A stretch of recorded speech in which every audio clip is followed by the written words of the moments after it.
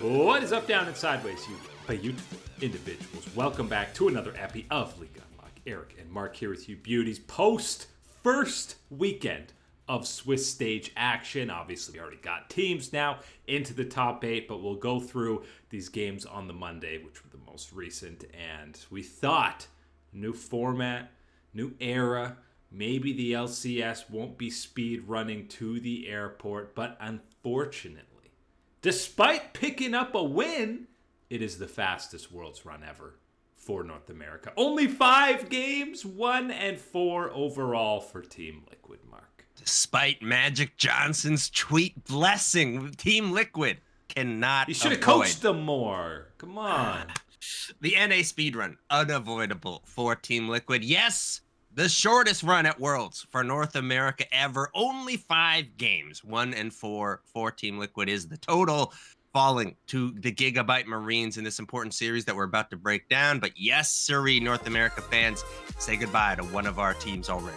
Can you give them half a game for playing 25 minutes of good stuff against T1? Do we get them half a game?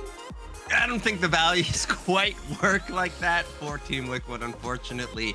The real unfortunate thing is they can't translate that strong early half of that game against T1 into any other performances at work. We'll talk. So game 1 is just kind of disaster across the board for Team Liquid. This is even with GAM making, flashing into walls, making some bad mistakes. They still come away with a pretty clean sub 30-minute game. At least you have some highlights and positives to talk about, mostly in that game 2. Piosik gets to play his Kindred skin, style on some people, even though he's missing smites. Levi just walks up and steals Baron. That's fine. And APA, for all the slander and hate he's gotten, he has a good game 2 on me. He shows the comfort on the champion. I think that was a big point that Jat brought up on the broadcast, was you can see it in these instantaneous moments, these ones where you don't have time to make that, a split-second processing even of what you need to do. You just need to react on instinct and know what you can do, what the enemy team is, all these type of things. And that familiarity on that champion, you saw that outplay in the top side, the way that he's flanking around on that crucial play towards the end of the game that does really sort of seal things up and power up Team Liquid. APA does get a solid game, and I think that is a really important thing to keep in mind, because there's going to be a lot of negative stuff around Team Liquid exiting like this for sure, but there does need to be some type of positive outlook, some type of grounded position, and that grounded position is looking at an inexperienced player like APA and the experience that he did gain playing through this, the good and, of course, the bad. And I think the same can be applied to Jan, who also, rightfully so, has gotten some flack for this tournament because he has been underwhelming. He had some rough Kai'Sa ultis in that third game, going in melee range to a bunch of full health tanks. But, this third game was over during this top lane gank where Kiaya gets 2 kills. Then the Team Liquid squad comes back for a 3v3 and just feeds the Cassante another one. Game's over by then. And that's where then there's another discussion to be talked about. Some of the negatives here with Team Liquid is looking into that top side at someone like Summit in a matchup against, Kiai, who's going to, of course, be a strong top lane player, someone that is going to push and as well, but should be able to be handled by someone of the caliber, the experience that Summit has built up throughout his career. And I think he failed at this moment for his team, for his teammates. In a very crucial way, and especially looking in that first game, I don't think he was all that strong either. And then you go to this third game where it really is those early mistakes that just sets the power up, sets that formation for GAM to just bulldoze their way through the rest of this game. And I know, the Kindred gets banned for the third game, but Piosik was your best player in game 2. He's been your best player the entire tournament. Something like a Viego. Give him a chance. Don't put him on Sejuani duty in your final elimination games at Worlds. This guy's been your only win condition all tournament. No wonder he's crying at the end of it, which, number 2, let's talk about this one real fast. Riot Games, whoever is the director of it, I know you've got multiple camera shots all lined up. There's no need to hang on the crying shot for more than 5. They didn't learn from Kyria last year. There's no need to hang on it for more than 5 to 8 seconds. I get it. He's sad. It's emotional. All these type of things. I don't need it for more than, that little bit there. It's just a little bit too much in my taste at that point. You come on, man. And it's also at that point, give him something where he can show it off. He's obviously, there's a big factor of playing in Korea, playing in front of family and friends at home, all these things. They're there to see a Sejuani? No, come on, man. And, after this whole run for Team Liquid, I hope Piosik, I'm in a complex. I hope he comes back and is playing again on Team Liquid or the LCS, because the guy is so likable. He has such a great personality. He's just so happy. You want to root for him. You want to see him succeed, which is why I'm not sure he should come back to the LCS. I selfishly want to see him. Is it the best for his career to stick around on Team Liquid or wherever else in the LCS? I don't know.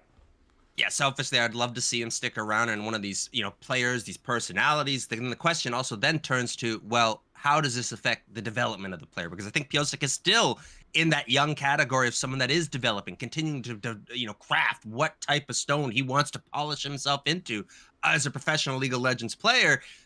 Is North America, is Team Liquid that proper environment to propel that type of trajectory? That's, I think, going to be the question that someone like Piosik is going to need to think about, because I think a remotivated, a focused, retuned Piosik returning with Team Liquid, absolutely, I'll sign up for that one still with this squad. But it definitely is something I think that he needs to individually consider at this point. So wrapping up Team Liquid at Worlds, there weren't massive expectations for the third seed from the LCS. But still, you come in as favorites in this best of matchup. They still find a way to disappoint. And, I mean, you never saw that same form that they showed for 25 minutes against T1 in their next 4 games. Yeah, ultimately, that is, I think, the biggest disappointment when you're looking at what went through, is seeing a little bit of that promise of that potential. And I think a lot of North American fans recognized that early game start and said, well, this is Team Liquid. This is the Team Liquid that was home, was able to bring all these things through. The concern we're going to have is whether they're able to close out these early advantages. There was no early advantages in these other games that they played at Worlds. Not possible for Team Liquid. Yes, low expectations. I still think there is that disappointment because, of course, there is that series loss to the Marines. And at that point, you got to tip your cap and say, you know what? Third seed NA, not better than the Marines this year. Other side of things for GAM, after the play-in 0-2 start against Loud, we were calling for their head, saying they were a disappointment to the BCS. Now they're in the green. Check mark. It doesn't matter what happens in their next series. I think VCS fans from Vietnam, all of them should be proud and happy with how this tournament's gone for them now. This is fantastic. This is the type of response that I think a lot of people are hoping they see when their squad, when their players get their backs against the wall and they got to find that do or die. The Marines have found it. And that do or die, that type of mentality, it has spurred them to play much more so true to what we know that they can do. You see that all the way through these players. Obviously, Kiaya and Kati are some big ones in those solo lanes. I think Pallet is someone that not a lot of people are getting into their praises for what job he has done to help support, help make these engages possible for the team. And on the course, the veteran, the mainstay, ya boy Levi in the jungle, busting out that Wukong, adding another win to that impressive total for the champion, really dominating and showing his extreme prowess in the jungle. Yeah, especially games 1 and 3, he definitely had, full control over this game. So GAM advances to that next round. Unfortunately for them, competition's going to heat up a little bit from Team Liquid, because the other elimination matchup we had, D+ versus BDS, the 4th seed from the LEC, drawing the short stick on this one. And after getting a brutal draw their first 2 games, D+ looked angry. They looked excited to be matching up against a Western team, and this was peak Showmaker and Canyon spamming recalls and emotes on guys. They looked like they were having fun, and it showed, because this series didn't even take 50 minutes. No, this was a very quick one to get us on our way, with D+ Kia taking on things through against BDS. They do their homework. They ban out pretty much the majority of Adam's champion pool. They also say, hey, we've got a pretty hot counter. And I don't think it gets a lot hotter right now than that Rumble in the top side, bursting out the flamethrower and making sure that it is a big advantage for Kana. This is feeling like shades of years past, where Korean Jaces and LPL Jaces were completely destroying Western teams. This Rumble so far this tournament, Kana somehow gets it in game 2 after completely dominating in game 1. You saw Kiaya do it in game 1 against Team Liquid. We saw the Shy do it. It's time and time. This Rumble pick is terrorizing both the LCS and the LEC. I understand that best of 3, there needs to be an adjustment as far as the rules that I've laid out for the best of 5s, where we talk about don't let them keep beating you on that same champion, ban it out, beat me on something else. You got to get into that mentality a little bit earlier in the best of 3, especially when you see something as egregiously strong as that Rumble in the top side for Kana, as you mentioned. LCK, LPL, Rumble's really taking over so far during the early parts of the Swiss stage. This one, it's getting the Huni approval for sure, my man, the Rumble certifier, and he is saying that one absolutely gets the Heat approval.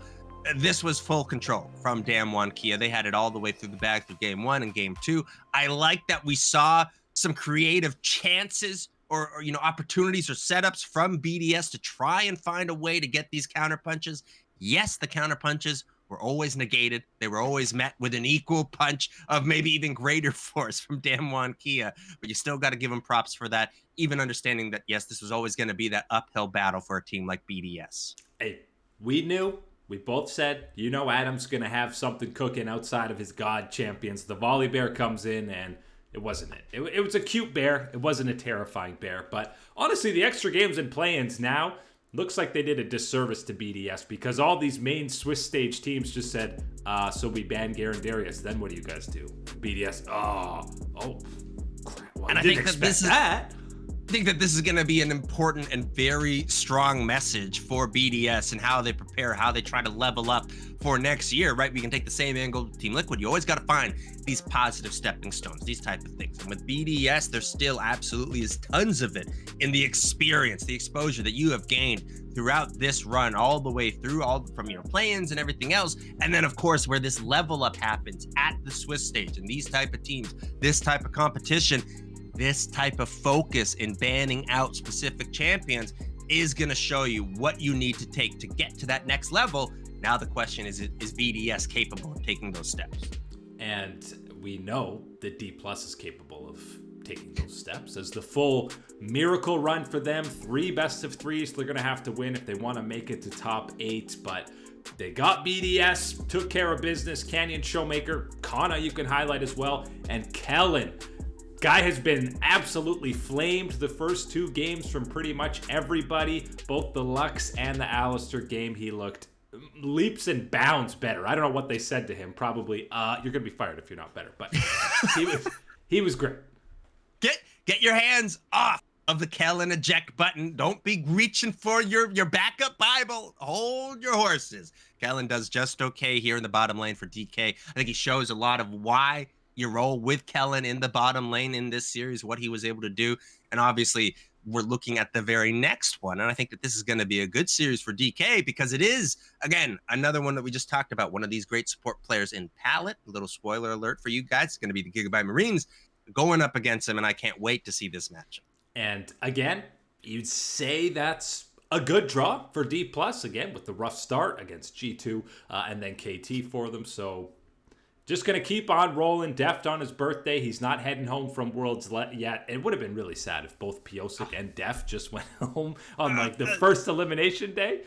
No way. That's not acceptable. We can't have that much heartbreak in one day. Got to be keeping through with the birthday boy. He's staying on strong in the Swiss stage. We still got one champion defending the title from 2022 Worlds for Deft. So now we move on to what we're calling Day 4. JDG and Genji are just kicking back, saying, oh man, you guys got to play for like another week. We only had to play 3 games, or 4 games, 5 games. We're just sitting here chilling. But at those 1 and 2 squads, these are some spicy matchups. We already mentioned DK Gam going to be matching up. We get the El Clasico NA versus EU, Cloud9, Fnatic, both not in the most peak of forms, but at least you could make an argument for both squads in this matchup. Oh, yes. Now we get to look through these Day 4 matchups. And yes, a lot of them are ones that I think are going to lead to us having fantastic games is the way that I'm looking through these ones. Of course, the regular games and then the further through ones, this is going to be one heck of a showdown. This is what we were talking about, guys, when we've had day 2, when you were upset with those matchups. This is what was cooking up some of these ones on day 4. Yes, we got some great tests for these teams. And one of the ones that I really want to talk about, of course, is T1 versus BLG.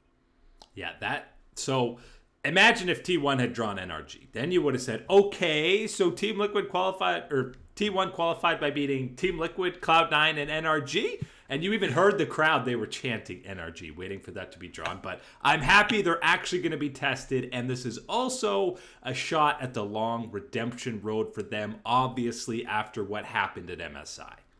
Yes, this is it. You get a chance to exercise those demons, get that revenge against Gigabin and the rest of BLG. Yes, this is it, the rematch for T1. There's an angle where maybe you play it out that you want BLG against KT Rolster and you give LNG down to T1. I don't think you play with that type of mojo if you're an LCK fan. You take what you get, and T1 against BLG should be T1 favored. We have seen a little bit better out of Zeus at this event. Of course, knowing that Bin is that scary monster that you're going to have to tackle one way or another. And it's an extra added demon for Zeus to have that matchup against Bin. For KT, I was just sweating, praying, don't make them go against T1. They've been through enough at this Worlds. Don't make them beat this squad that beat them in the playoffs a couple of times. But it's not much easier with an LNG matchup who, again, they play a competitive 3-game set against JDG and are just sitting there. How the hell do you beat this team, man? I think T1 is the worst option for KT. LNG is the second worst option for KT because of the power that LNG is going to bring, the type of level up and type of ferocity that they're going to bring to this series after just getting bested by their rivals in JDG. You better believe that the heat is going to be on from LNG. Scout is going to be ready to take names. Mr. Tarzan in the jungle, you better believe that he's going to be ready to take some names. And yeah, I mean, KT, they're happy with the second worst option with how the draw has gone for them so far throughout Worlds. And don't worry, these teams look pretty stacked. How the heck are you going to get through this bracket? Well, then we get to where we are guaranteed a Western team in the top 8. G2 versus NRG, another NA versus EU matchup. Obviously, G2 are going to be big favorites despite getting smashed 2-0 by Gen G. Gen G, if they're up here, NRG, I'm not sure they're on the same graph, so it feels unfair to have them both be 1 seeds. That doesn't line up at all the way that power works out.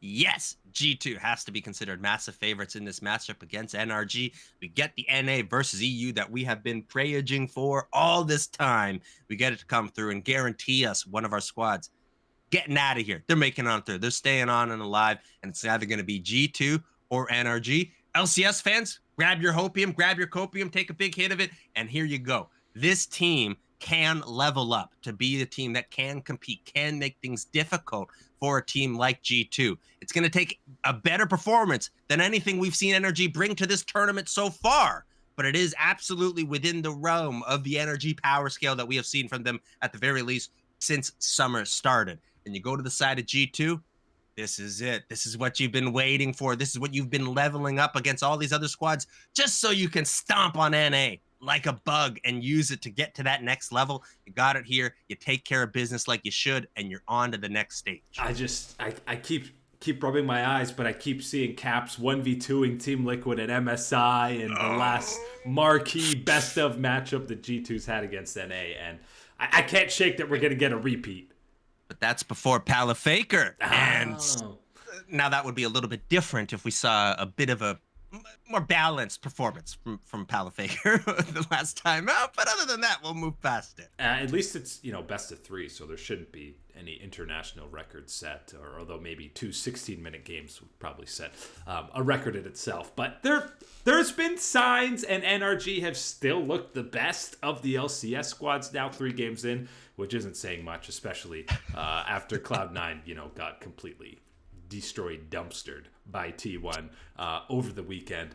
Then this last matchup, the easiest draw so far, still has to go to Mad Lions because they've got 2 NA teams and an EU squad they've matched up against. Finally, they're going against an Eastern squad, Weibo Gaming, who have underperformed a little bit so far. But the Shy versus Chasey, Xiaohu versus Niski are 2 matchups that you should probably be terrified of if you're an EU fan. You're kicking and screaming. If you're an EU fan, this is not what you were hoping for, and this has not been the performance that the Mad Lions were hoping to dish out after all, of course, the doubts, the criticism that they have faced from their own region's fans about them representing on the international stage. Here's a great opportunity to turn it around, to prove a bunch of them wrong. You've got an opponent that, yes, is expected to be at a higher power level than you. All these other things, and you have to find a way to rise up to the occasion on the day, show what you got, be a little creative is one of those things that I want to see coming through. And the big one, the big X factor that I think that you can have in this series against Weibo, and it still isn't all that much, is going to be El Yoya. You gotta get El Yoya off the ground. You see this with Mad Lions so many times. If he is not someone that is in more or less a carry position, someone to make things happen out there on the Rift, that ain't the ticket for Mad Lions. Yeah, take note from the Team Liquid series. He better not be playing any Sejuani. He better not be playing Maokai in this series. Doesn't have to be the Belvath or these crazy picks, but put him on something that has urgency and you're not worried about him stealing all the kills on. That is a massive thing that is going to be necessary in order to disrupt anything on the side of Weibo Gaming, because otherwise you are going to see a Weibo that is just going to take as they please against your squad until the last thing they're taking is your Nexus. And, it could have been worse. If you drew D+, you probably would have been even more scared if you're mad. So, How much of that is just the Canyon and Showmaker buff against the EU that you'd be worried about in that one?